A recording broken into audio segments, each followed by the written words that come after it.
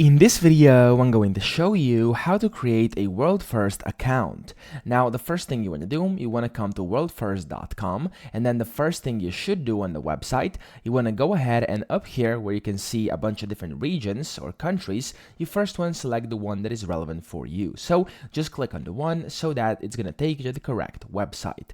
Now, once you do that, you want to click on sign up at the very top right to actually start creating your account. And then the first thing you're going to be asked in here, out of a bunch of different questions and info you're going to have to put in, is where it says country. You have to click on it over here, and you're going to have to select your country or region.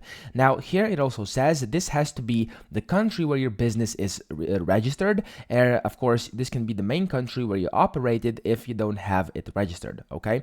So go ahead and click on that, and you want to look for whatever it is. So I'm going to do United Kingdom over here. There we go.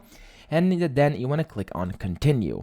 Now here you have to confirm that your company's registered location is UK or whatever the location you put in. And here, as you can see, it says once you complete your registration, you will no longer be able to modify the country or region of the company registration. So make sure you actually know this is the correct one and make sure you don't make a mistake over here. If you are sure, press confirm.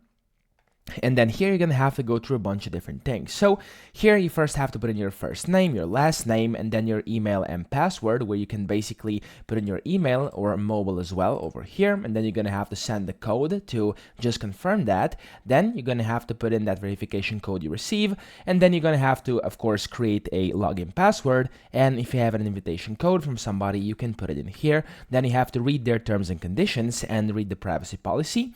Press on this to confirm it, and then press on continue.